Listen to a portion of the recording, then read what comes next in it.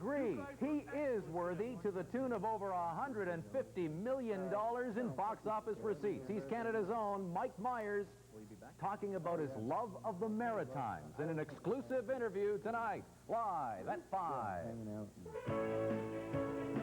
Now, from the ATV News Center at every city and town in the Maritimes, this is the ATV Evening News, live at 5.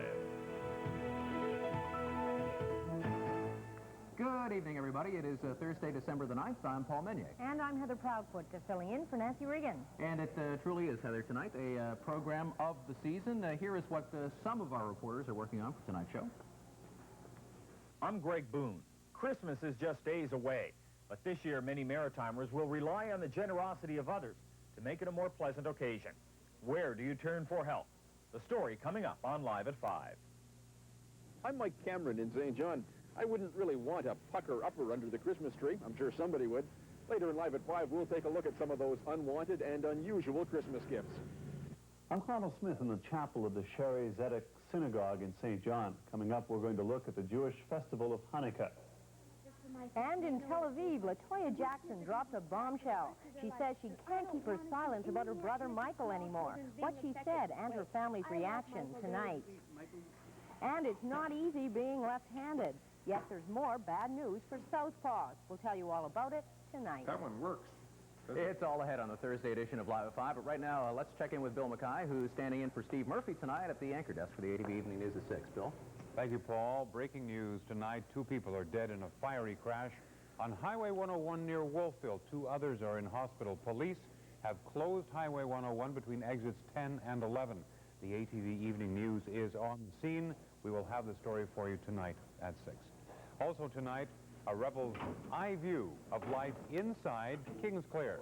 Testimony at the Miller inquiry includes the exploits of a youth who says he lies, cheats, and steals his way through the system. Find out how he bucks the system tonight. Also tonight, environmental groups are outraged after a Dartmouth businessman is fined for storing and hauling toxic waste. Environmentalists say an $8,000 fine is a slap on the wrist.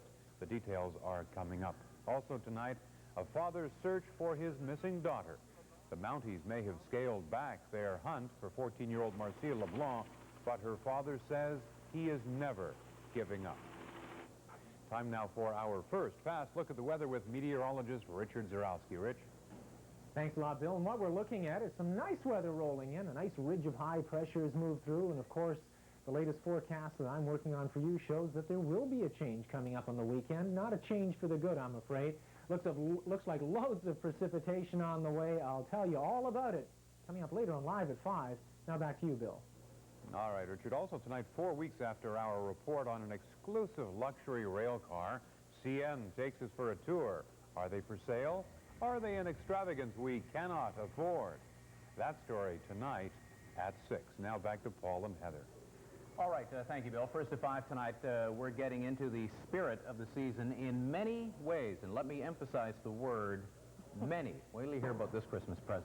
Well, last Saturday, the Grace Maternity Hospital in Halifax marked a major milestone with the birth of the 200,000th child delivered there. Well, the hospital appears to be in a hurry to set the next milestone. It was a very special birth, or should we say births at the Grace this morning. ATV's Fonz Jessen joins us now with more on that. Fonz. Heather, you certainly should say births in the plural. There was not 1 baby, not 2 babies, not even 3 babies. This time, doctors at the Grace delivered quadruplets. That's right, 4 babies. Now, this is a very rare event, especially in a case like this where no fertility drugs were used. Doctors say all 4 babies are doing very well this evening. There were 3 girls, Mallory, Megan, and Madison, and their outnumbered brother is Morgan. The tiny quads weighed in at between 2 pounds 13 ounces and 3 pounds 4 ounces. The overwhelmed and extremely proud parents, Cindy Douglas and Terry Koffel, are also doing well this evening. And not surprisingly, the doctors involved in the delivery are also a bit excited. It's the first for me. It's a rare event, so there's some excitement on the medical part as well. What was it like? Tell us.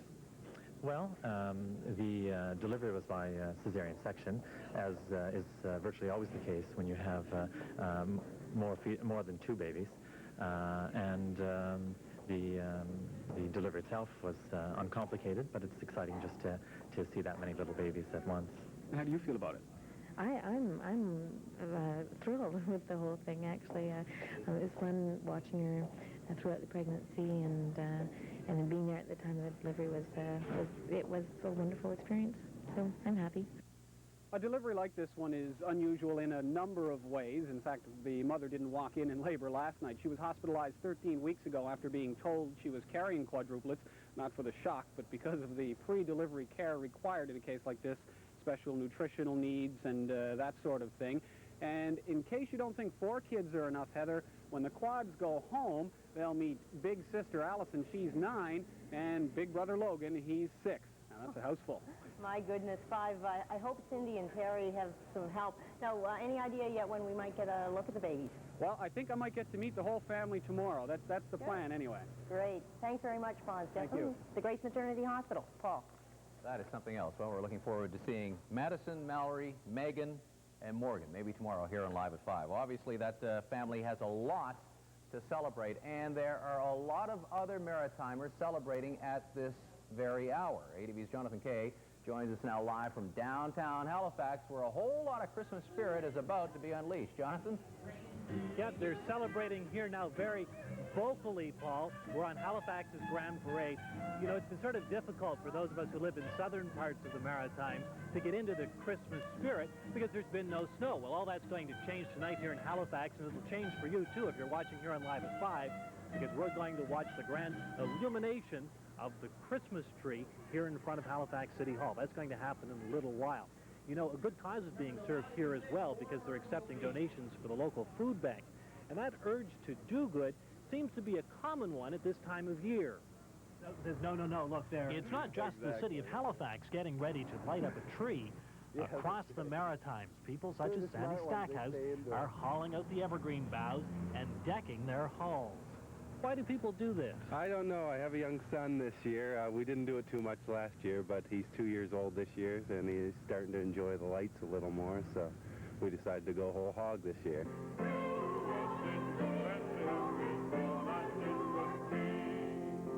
Churches rely on collections taken at packed Christmas services to keep their programs and projects running all year long. Money is tight again this Christmas for many Maritimers, yet most charities notice a significant increase in donations at this time of year. I think part of it is just the economic times and people maybe having a little less to give, but still wanting to have to support their community, support people, and maybe they're thinking about it a little bit more. It used to be a time, for instance, we would exchange gifts in our offices. And now we're finding employees are getting together, pooling their money and helping a family, for instance, and providing food for them for Christmas as opposed to maybe exchanging gifts within the office. Even here on the street, people notice a spirit of kindness descending. Oh, I think a little bit, yes. People giving more to the people on the street who don't have anything, giving some money, and people smiling more, and Merry Christmas and things.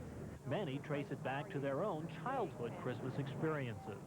To me, it's rooted in my family. My family, so it's always been a good time with the family. Everybody gets together, and it's always been a happy time, gift and everything. And I think everybody feels that way around Christmas. It's just a big, nice, happy feeling. Now, not that we want to diminish the impact of good cheer and Christmas spirit, but there are some very practical reasons that people get into a giving mood at this time of year as well. And that's because the tax deadline, December 31st, is fast approaching. And if you want to make a donation to a charity, you can write it off in your income tax if you make it before December 31st. So that's a big incentive for a lot of people. And some of the people we talked to today say they actually have lineups at their offices on the afternoon of New Year's Eve, people who want to get in just under the wire. Yeah, I have a hard time in February trying to find my receipts. I got them scattered all over the house. Good point there, Jonathan. Part of the wonderful part of giving, I guess, is the feeding the tax man at the end of the year. We're going to get back to Jonathan Kay a little bit later in the show. Right now, let's go back to Heather. Heather? Now, while most of us are getting ready for the Christmas holiday, the small Jewish community in the Maritimes is already into its Hanukkah festival. Hanukkah is an 8-day holiday, which actually has nothing to do with the Christian Christmas.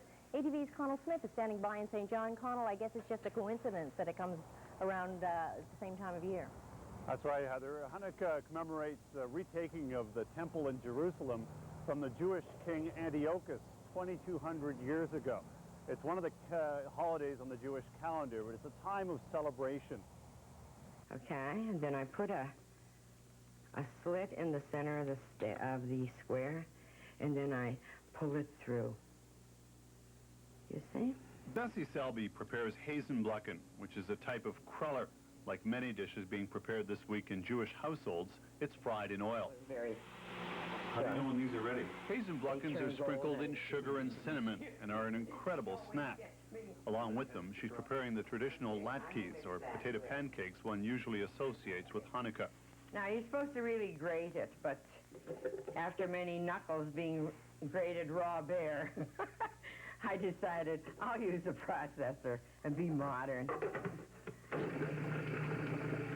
Cooking with oil is symbolic of the oil that was used in the menorah in the temple in Jerusalem, which burned eternally. And it's a joyous time, and the children get gifts. This is our chapel that we use mostly in the wintertime. Lou Michelson shows us around the chapel of St. John's Sherei Zedek Synagogue. Michelson is ritual director for the Jewish community in the city.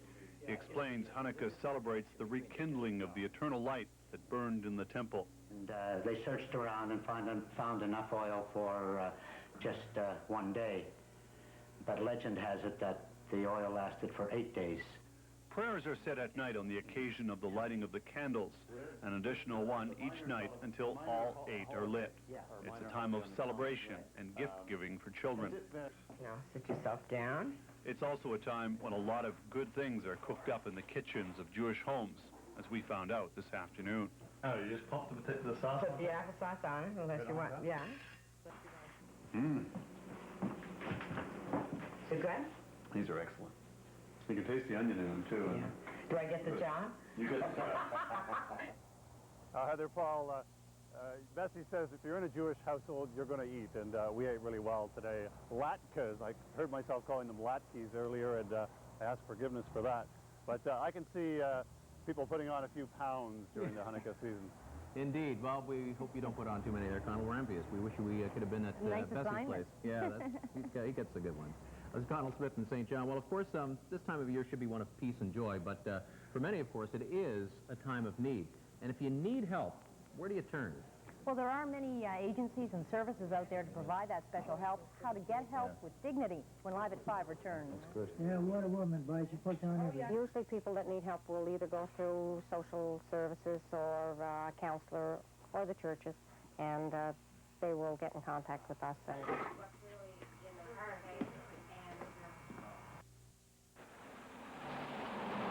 okay, if somebody's parked at the meter and the red flag is up indicating no time left on the meter, we'll come along and we'll put a courtesy ticket, which gives them an extra 12 minutes. And this is for Christmas shoppers uptown St. John. well, Al Hackett there is an unlikely Santa Claus, but for the month of December, he'll give you a break before writing out that $5 ticket. A little Christmas understanding from the St. John Parking Commission. Paul. Isn't that nice? Well, as Christmas draws near, the pressure is mounting for some people to get the shopping done for gifts or pick up the groceries and specialty foods or get the tree up and decorated. But there are Maritimers who have pressures of a different nature, like providing themselves and their families with the basics. ATV's Greg Boone joins us live from Cape Breton with a look at that story. Greg? Paul, there are many Maritimers who are in need of support this Christmas because their unemployment insurance has run out, or they just can't seem to make it on the standard forms of assistance that are currently available. Well, if that's the case, there are things in place to provide that extra help. A lot of people don't understand. I never knew. I never knew there were so many people. I know now. Thousands of Maritimers are turning to various agencies or organizations for help this Christmas. The Glace Bay Food Bank is just one of the many groups. They're busy here preparing to distribute over 400 grocery orders for Christmas. There's also a traditional dinner planned for Christmas Eve. It's very important. Very. Well, like I said before, without this place, we'd have nothing. It's not easy turning to a food bank, social agency, or charity for financial assistance. But some people have no other choice. If the food bank here didn't exist, I mean, what would you guys be faced with? It's only for this place. I don't know where I'd go.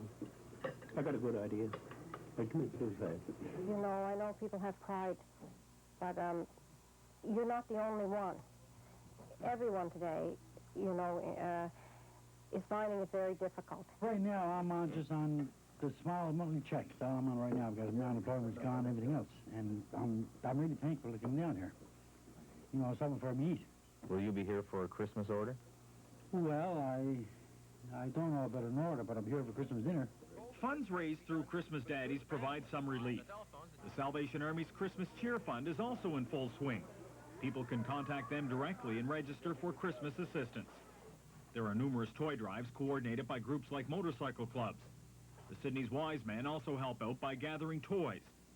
Various churches in almost every maritime community have come together to develop combined giving programs. It helps avoid duplication and make sure distribution of money, food, or toys is done fairly and no one is forgotten. The people I met today say the assistance is certainly not forgotten, and it makes quite a difference in their lives. There was also one special comment from an elderly gentleman who relies on this type of assistance.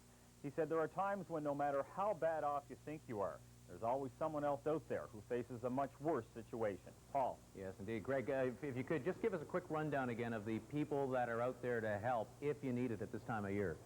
Basically, in talking to people across the Maritimes today about the things in place that provide help, and you want to know where to turn, first you can contact your municipal social services department, the Salvation Army, various churches, or food banks.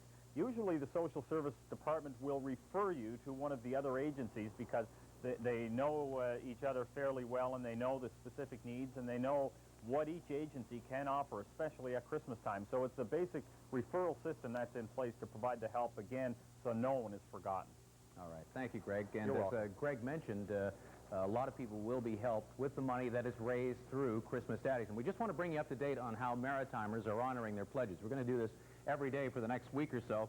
Let's take a look at the total numbers here. The total amount pledged, as we've mentioned, was $721,000. We have received over a third now of the monies pledged for Christmas Daddies, $284,026.81, and we appreciate it. Let's take a look at a regional breakdown. New Brunswick is still in the lead with 43% of the pledges honored, over $57,000 now. PEI, big jump today, up to 29% now, almost $11,000. Cape Breton's at 42%, and mainland Nova Scotia at 37% of the pledges honored. And remember that you can honor your pledges at any branch of the Royal Bank right across the country. So if you're leaving the Maritimes and I forgot to honor my pledge before I left for the holidays, you can go to a bank anywhere in the country. Most important part of giving. Yes, please do. Well, you know that feeling of anticipation you get when you see the presents also neatly piled underneath the tree, just waiting to be opened. But sometimes they're not quite what you expected. How about that ugly tie or the inedible fruitcake? What's the strangest gift you've ever received? White Elephant Gifts, when live at 5 returns. I don't know if you still let it go. Well, not really. Must stay all the way down.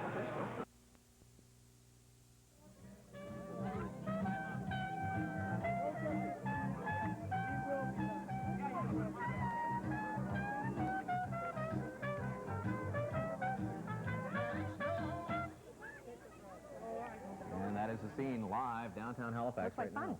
With the Grand Parade, they're going to light a great big Christmas tree out there in front of Halifax City Hall. And about half an hour from now, we'll have it here live on our program. Great, great. But in the meantime, we want to tell you about a milestone. Just one this evening. Clifford and Vera Collicutt of Burton PEI are celebrating their 64th wedding anniversary today. Their one son, 3 grandchildren, 6 great-grandchildren, family and friends send the pair best wishes for continued happiness.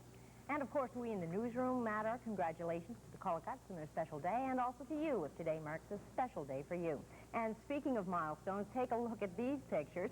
At 5:30 yesterday afternoon, the Little Chapel of the Flowers in Las Vegas commemorated the historic milestone of the 2,250,000th couple to receive a marriage license in the city since 1910. Annette Ray, a former socialite turned minister, performed the ceremony for Dennis Clark and Lori Alberti of San Diego, California. The wedding business is Nevada's 3rd largest attraction. A lot of weddings in Las Vegas, and they're hoping that football is going to be popular there as well. At least the Canadian Football League is, Heather. Last night, the CFL unveiled its newest team in typical Las Vegas fashion. The Las Vegas Posse, the league's 10th franchise, unveiled its nickname and the color scheme at the Lucky Lady Casino. The team colors will be desert sand, black and white. So look out for the Las Vegas posse. I'll be watching. I know you will be. Still lots to come on Live at 5. Stay tuned for Richard's weather outlook. And we'll also have these stories. I'm Tiffany Hussey in Dartmouth. Coming up later on Live at 5, tonight's Light Up Nova Scotia will also give those a chance to help some families in need this Christmas. I'll have the story for you later. I'm Yvonne Colbert on your side tonight with a story about why, if you have a Christmas gift on layaway, you might want to check on it. That's coming up later on Live at 5. Are left-handed kids more likely to hurt themselves? Researchers say yes, but in some spots, left is more right than right. I'm Dan Vio in Charlottetown. I'll explain tonight on Live at 5. And still to come, the latest in the Michael Jackson saga. Sister LaToya has dropped a bombshell against her brother, sparking a family war, a family divided. Next on Live at 5.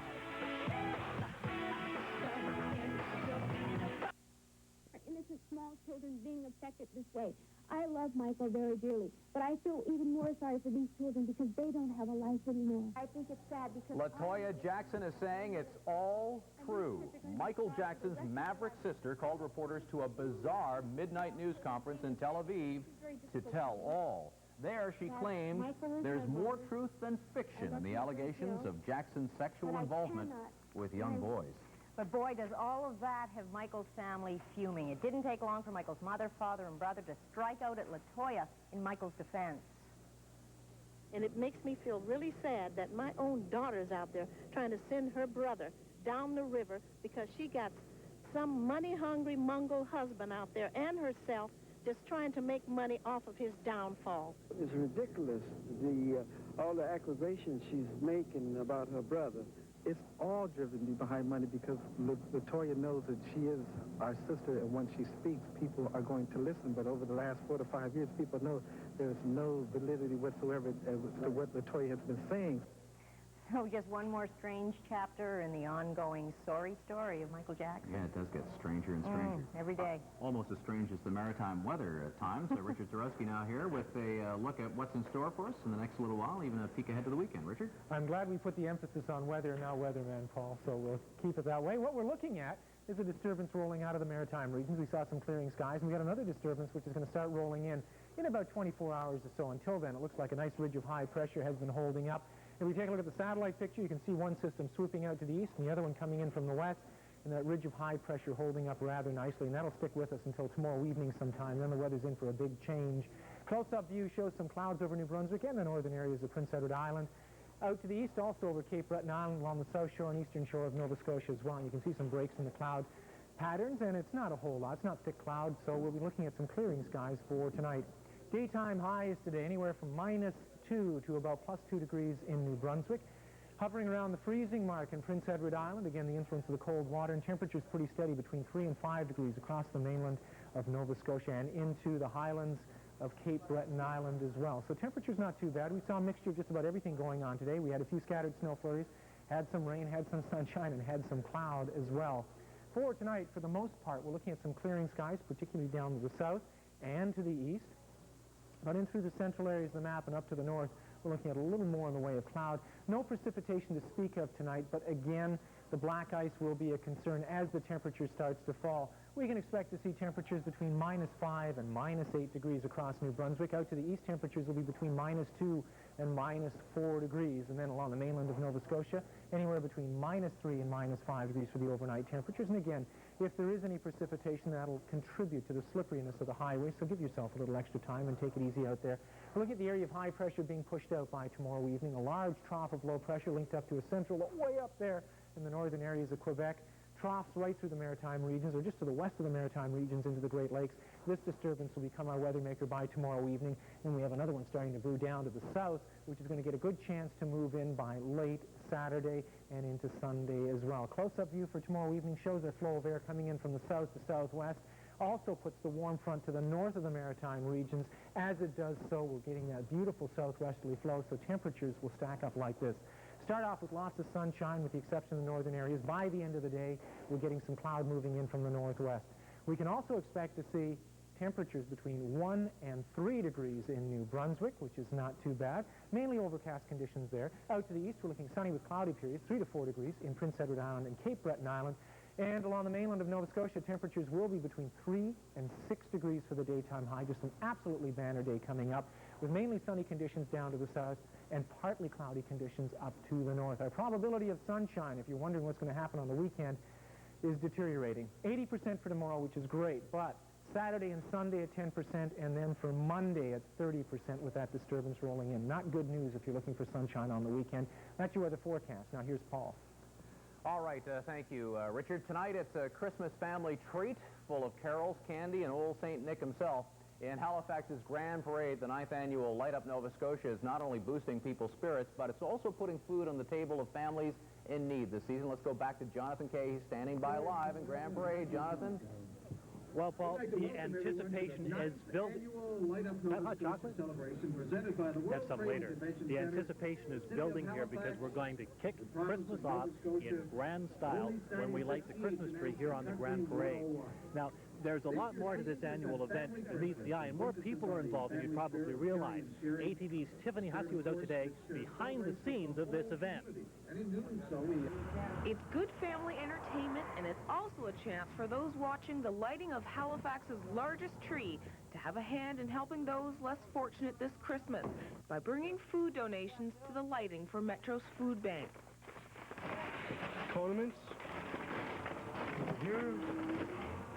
We're hoping this year that absolutely every person who comes out will bring a canned good to support a family in need this Christmas.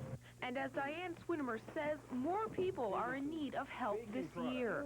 The state of the economy has affected so many families. If it hasn't affected us directly, it's affected a brother or a sister or a neighbor. Each year, the Metro Food Bank supplies Christmas food hampers to over 29 local agencies. They then deliver turkeys and other goods to needy families a few days before Christmas.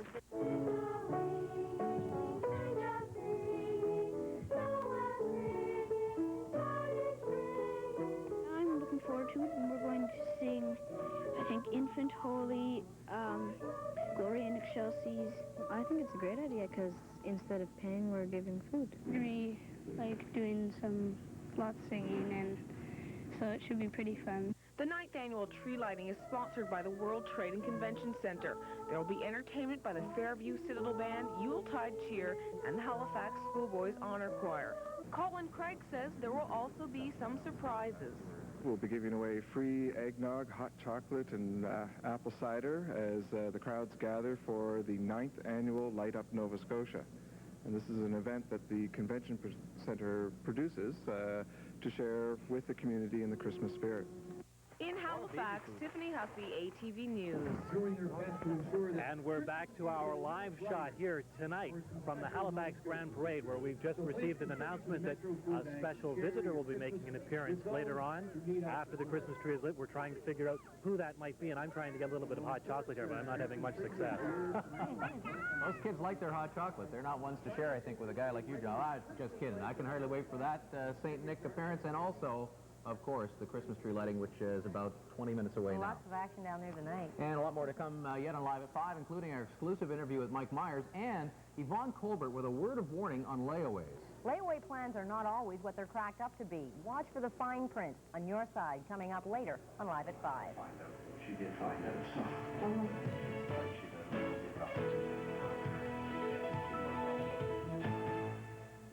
In color things. The government has found a way to bring more computer technology to schools. Nova Scotia has been selected to pilot a national project that plans to recycle technology. Businesses and government are donating computers, software, and other information technology which they can no longer use, but which can be used in schools to help educate students. Now it's over to Bill Mackay with a look at the 6 o'clock news preview. Bill. All right, Heather, thank you very much. Good afternoon, everyone. 2 people are dead, 2 others in hospital following a fiery crash on Highway 101 near Wolfville this afternoon. Police closed the highway between exits 10 and 11 for a couple of hours. The ATV Evening News will have the story tonight at 6.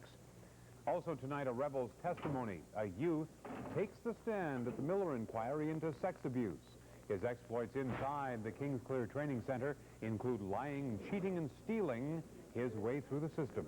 Find out how he does it tonight. Also, outrage at the fine handed to a Dartmouth firm for hauling toxic chemicals. Environmental groups say an $8,000 fine is nothing but a slap on the wrist. We have the story for you tonight on the Evening News. Also tonight, 4 weeks after our report on an exclusive luxury rail car, CN takes us for a tour. Are they for sale?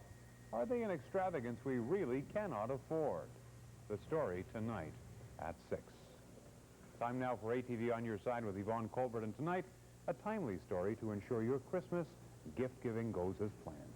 Indeed, you're right about that, Bill. Tell us all about it, Yvonne. Well, Paul, just about everyone is doing their Christmas shopping these days, and a lot of people, because of the economy, are purchasing gifts on a layaway plan.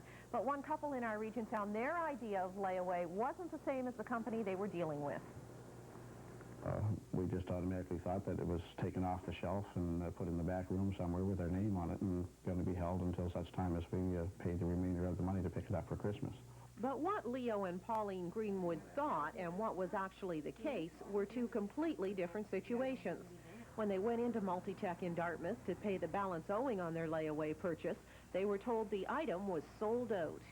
We asked at that time if we could get our money refunded so we could go purchase one somewhere else, and he said no, that would take upwards to a couple of weeks before we receive our money from the head office. And for the Greenwoods, that was the final straw, since their $125 in deposits had been made in cash. Surely if the company can't supply the item when you go to pick it up, that you can get your money back on the spot. It's your money. It's not the company's money, it was my money. And it was cash, it wasn't a check, so, you know, I'd like to have my money back immediately. Even though the Greenwoods are upset about the situation, they're glad they found out when they did. We weren't going to go into about 2 days before Christmas and pick it up because, you know, everybody 14-year-olds love to run around the house trying to find what they got for Christmas. And so we're just lucky that we went in 2 or 3 weeks before and unfortunately found out that we couldn't get the item. What's the status of the $125 that's being held by Multitech? Well, we don't know right now. We're still waiting. He made out a slip and said that it would be sent from head office and they were going to try to carry it down here, but whether we get it before Christmas or not, that's another question. I have no idea. I don't know. And that's a good chunk of money. What did you find out about his money? Well, as a matter of fact, I called Multitech from the Greenwoods home, and it turns out the check had arrived by courier today. For them, no one had called to inform them of that, so they were hoping to get over there this afternoon and to pick up their money. So you said you talked to somebody at Multitech about this? Well, I did. I spoke to Michael True, who is their regional manager here in Atlantic Canada, and he says that the salesperson, when you purchase a layaway, is supposed to lay away the item. So he feels this was a communications problem. He says usually if a case like this comes up where there is some sort of problem, he will offer the customer a better quality item for the same price. And when he has an opportunity to speak to the Greenwoods, he is going to do that, to offer them a much better CD player than the one they were hoping to purchase for the same price of the original product. So they can enjoy the sounds of Christmas digitally. They haven't discussed that with him yet, so that's something they're going to consider once they have an opportunity to look into it a little more. Good work, Yvonne. If you've got anything you want to bring to our attention here on your side, here's how you can get a hold of Yvonne. You can give us a call. The area code is 902. The number is 493-3404, and leave a brief message on the machine, please. Or you can write P.O. Box 1653, Halifax, Nova Scotia, B3J2Z4. Yvonne Colbert, on your side. Heather? Thanks, Paul. You know, it's tough being a lefty. A new study of 6 to 18-year-olds at an Arkansas hospital found left-handers significantly more likely to hurt themselves, and the researchers also found more parents likely to rate their left-handed children more clumsy than most kids. But while it may seem it's a right-handed world, ATV's Dan Vio discovered lefties are actually better at some right-handed jobs. Is the right-handed world set against left-handers like 4-year-old Gabrielle? She doesn't think so. In fact, while the Arkansas hospitals study found lefties more accident-prone, other research has found left-handers more creative and artistic. But it's still a tough right-handed world. Things are made for right-handed people. Everything is. Frustrating? Yeah. Was it tough being a lefty as a kid? No, I don't have any problems.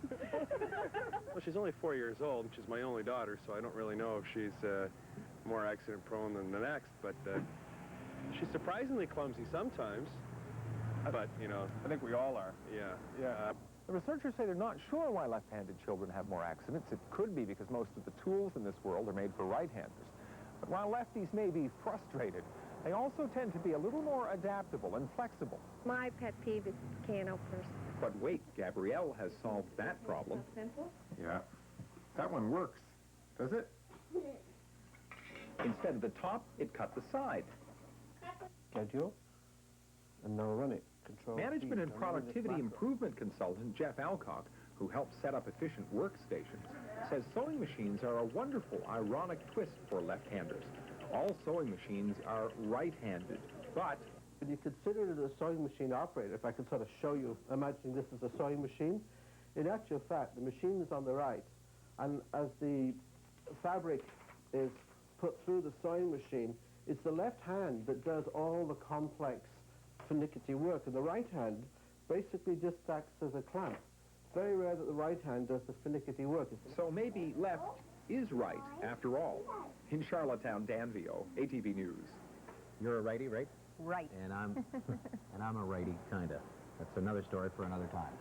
A little later on Live at 5, we're going to light up that big Christmas tree in downtown Halifax. And when we return, a guy who's lit up the box office and hopes to do it again this Christmas. An exclusive interview with Mike Myers in just a moment.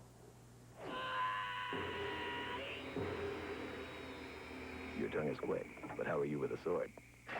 Oh, no.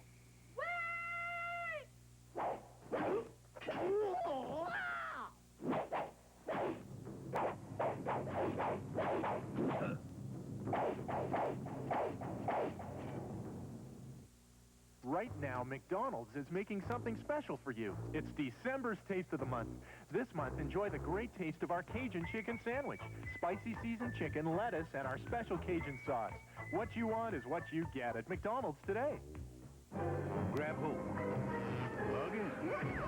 Blast off. Did you see that? Adams Family Values. Now play. I needed a truck that was a dual-purpose vehicle, the Ford F-150 Super Cab. The main thing I use the truck for is for the family. You know, I have the driver's side airbag and the rear anti-lock brakes. 5.8-liter V8. I feel really secure in it. Well, the seats are comfortable. Comfortable for the kids, comfortable for me. I landscape on the side. You can't show up there and work on your truck. You have to show up there and work on the job. The console seat is a great idea. This way I can pop both the kids in the front if I have to watch them. We use the truck a lot for camping. Cooped up in the rain inside the trailer. I sing. Listen. Apple. Listen. Cinnamon. Listen to the sound of a Apple Cinnamon Cheerios tastes as good as it sounds. On December 10th, the legend begins. Jason Patrick, Robert Duvall, Gene Hackman, and Wes Studi as Geronimo. His name would never be forgotten. At theaters Friday. It's a furniture liquidation sale, and it's on now at CB Liquidators. Get amazingly low prices on brand name home furnishings. Don't miss it on these great deals. Get swivel rockers, now just $188. How about sofa beds, now only $2.99? Or 5-piece wooden dinette sets, just $2.99. And a 30-inch range, now only $3.99. The furniture liquidation sale is on now at CB Liquidators at Lansdowne Place, St. John, Conishaw Street, Moncton, and Oak Tree Place Mall in Charlottetown.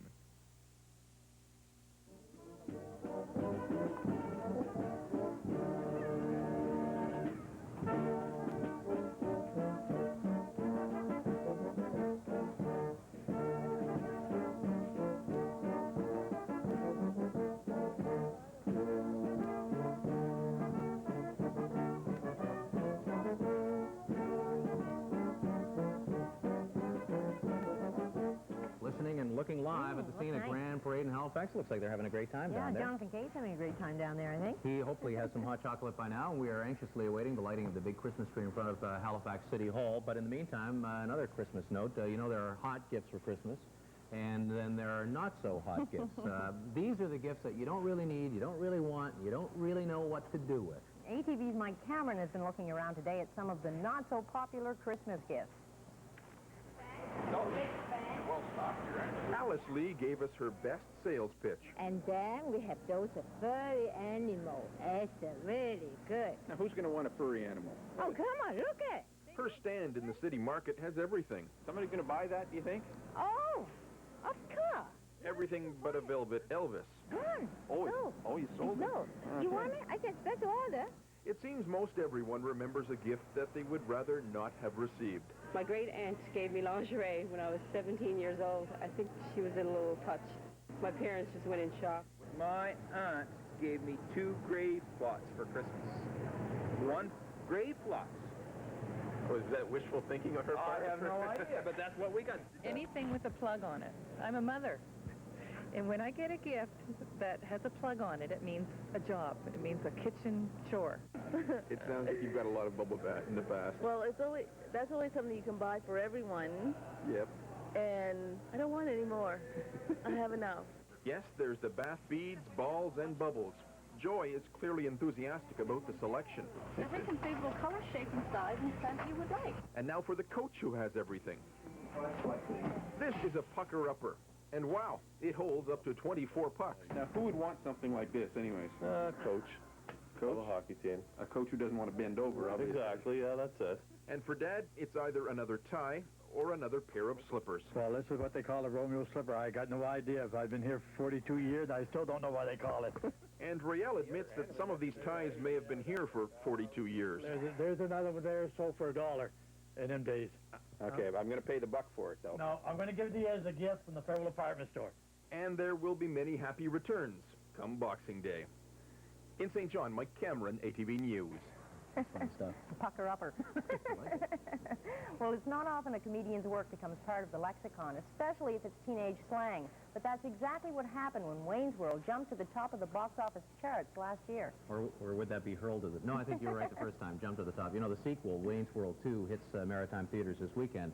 And Canadians, of course, will be watching closely to see how it does because, of course, Wayne's World was created by a Canadian. He's also the movie star, Mike Myers. I spent a little time with the Toronto native in New York and discovered quite a maritime connection.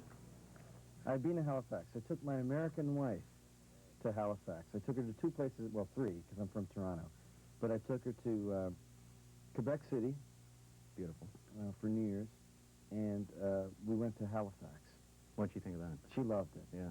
We went to the Citadel. Yes, right. And the harbor, and just walked around and took the ferry. Now, did people recognize you when you were walking around? Or glasses, big nose? No, some people did, and they were very, very nice. Will you be back? Oh, yeah. I would love, I always had this fantasy of living in Halifax. Really? Yeah, and hanging out and stuff, because I have a good friend, Ron James, who I worked with at Second City in Toronto, who's a brilliant, brilliant comedian who I think you'll be seeing in the future soon. He's really, really funny, and he's from Glace Bay originally. Wow. He's a Bay boy. A Bay boy. Bye. Yeah, great. Right nice. A blue noser. And then his family moved to Halifax. Joyce and Byrne. Hey, Joyce and Byrne.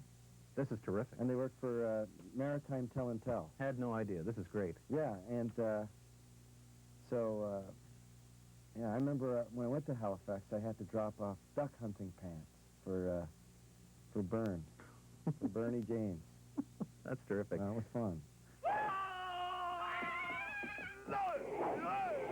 Mike Myers obviously has fun in Wayne's World 2, which we'll preview here on Live at 5 tomorrow. And while we didn't have fishing pants for him, we did take a gift to New York. I come bearing gifts. I know you get back to Toronto once in a while, but when you're in New York and L.A., I thought a toque. A toque? You might want to have a toque. Kindly. Yeah. There you go. Hi. It's been a real pleasure. Hi, do you have any kids my age in your house? Any maybe it'll kids be my age who like to come out and play? Can I borrow your snow shovel?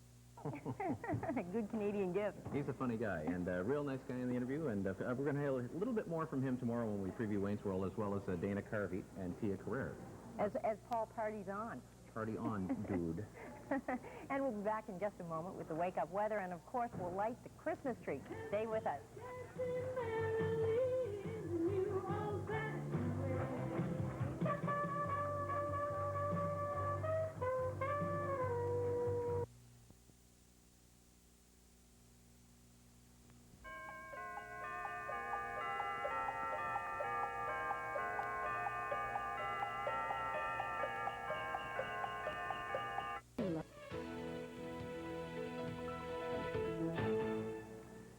back to Live at 5, live from downtown Halifax. We are awaiting the lighting up of the big tree. The big moment. The big moment. Moments away here. But first, let's check in with Richard Zarowski, who's got our wake-up weather for us. Richard?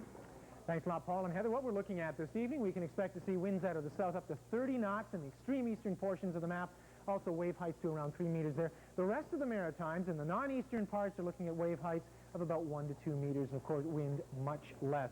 Wake-up weather calls for sunny conditions first thing in the morning. Should be a fairly good drive anywhere. Again, though, look out for the black ice. We can't overemphasize that. It makes things very, very slippery and slick out there. Temperatures between -5 and +2 degrees first thing in the morning. You can see it should be a fairly good drive in there. Now, as far as the weekend weather watch goes, things are not looking too good. We have a large disturbance rolling up the eastern seaboard. We're looking at temperatures around 5 degrees with a 90% probability of precipitation. It will be wet, windy, warm, wild, woolly, whatever you have. And I have my weather question to ask. And since Heather's standing, I'm going to ask Heather, what is the maritime province that gets the least amount of snow? New Brunswick. New Brunswick. Now, Paul? Haven't you asked this question before? Isn't it PEI? No. You got it, PEI. It just so happens that everything I ask, the answer is Prince Edward Island. However, we'll mix it up for you tomorrow. And now back to Paul and Heather. All right. Thank you, Richard. Here's what's on prime time tonight. It's going to be very entertaining, we assure you. It starts at 6:30 with Full House, followed by Murphy Brown at 7. Then we're all going to hang with Mr. Cooper for a while, half an hour or so anyway, at 7:30. And then some wonderful Christmas programming tonight at 8 o'clock. We've got Oh Christmas Tree. For better or for worse, A Christmas airs at 8:30 tonight. In the Heat of the Night is on at 9, followed by a special presentation, Billy Graham, at 10 o'clock. And then at 11, it's W5. And W5 tonight focuses on the refit of the icebreaker Louis Saint Laurent. Here's a preview. The made-over icebreaker Louis Saint Laurent, pride of the Canadian Coast Guard. Instead of replacing the Louis, the Coast Guard gave her a midlife refit.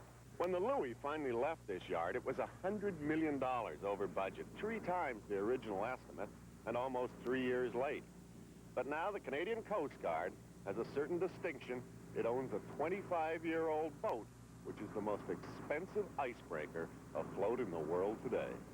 And, of course, a lot of Maritimers will want to tune into that story tonight. Yeah, lots to watch for there. Hits home. That's W5 tonight at 11 o'clock right here on ATV. Right now, though, we want to go back to our live eye and a lively guy, Jonathan Kay, right in the middle of it all at Grand Parade in Halifax. Jonathan, how are things going down there? Here we are, right in the middle of it, Paul. We're just waiting now. The Grand Parade is just filled with people. Greg, if you want to take a pan around here, and you can see that there's standing room only. We're awaiting the official start of Christmas, or a sign of the official start of the Christmas season, the lighting of the 50-foot tall red spruce from New Germany, Nova Scotia, that's gracing the front lawn here of Halifax City Hall. 50 feet, that's bigger than the Christmas tree you have in your house, isn't it, Paul? Yeah, quite a bit bigger. Bigger than my whole house, I think, in fact, Jonathan. Any estimate on how many people down there? It looks really crowded. A lot of people, so many people. And who's that? Is that the, it looks like the Bon Ami, the guy from the carnival. Wait a second, I think we're about ready to go to the lighting of a 50-foot Christmas tree. This really kicks off Christmas in style in downtown Halifax. And we are just waiting for the switch to be flicked. Of course, this is a great event as well because people who are at Grand Parade have been asked to bring donations for the food bank.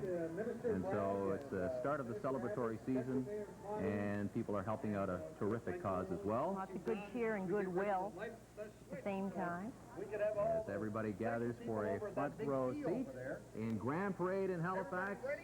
Oh, let's get the camera over there. Here it comes. Let's have the countdown. We got a countdown coming up. Let's go. 10, 9, 8, 7, 6, 5, 4, 3, 2, 1. Light up Nova Scotia. All right. Oh. Woo. Fantastic. What a scene down at Grand Parade in Halifax, live from our live eye. And thank you, Jonathan Kay. Have a terrific time down there. Hey, why don't you get some hot chocolate? He deserves it. That's terrific. Quite an event down there. We hope you have a terrific night tonight. Tomorrow on Live at 5, of course, the plays of the week. We're going to check in with Wayne's World here from Dana Carvey and the very lovely Tia Carrera. That's on the Friday edition of Live at 5. Thanks for joining us. The news continues now on ATV with Bill Mackay. Bill? Thank you, Paul. Tonight, an environmental nightmare. Authorities search for a ticking, toxic time bomb. Were the chemicals disposed of in a proper fashion? And where were they disposed of, sir?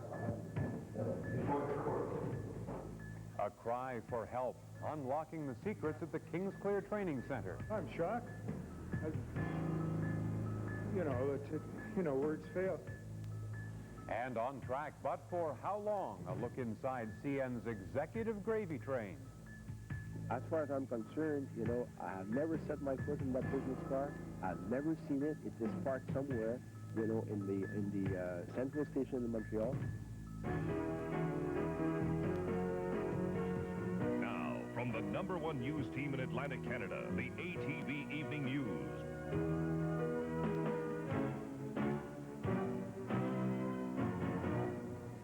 Good evening, everyone. I'm Bill Mackay. Steve Murphy has the night off. A fiery head-on crash on Highway 101 near Wolfville has left 2 people dead and 2 others seriously injured. No names have been released. Police say a car and a light truck collided shortly after 2 o'clock this afternoon. He was one of the boys. Road conditions are not believed to have contributed to the accident. It's the 4th time in as many weeks there has been a fatal accident on Highway 101. The search remains on for more than 5,000 gallons of toxic waste missing in Dartmouth. A Dartmouth businessman was sentenced today for illegally storing hazardous waste. He and his company were fined $8,000. Despite the conviction, environment officials still don't know where the chemicals are. ATV's Mark Miller has been investigating the story, and he joins us now. Mark? This story focuses around one man, Barry Lonis, the owner of a company called Vac Daniels. This holiday season,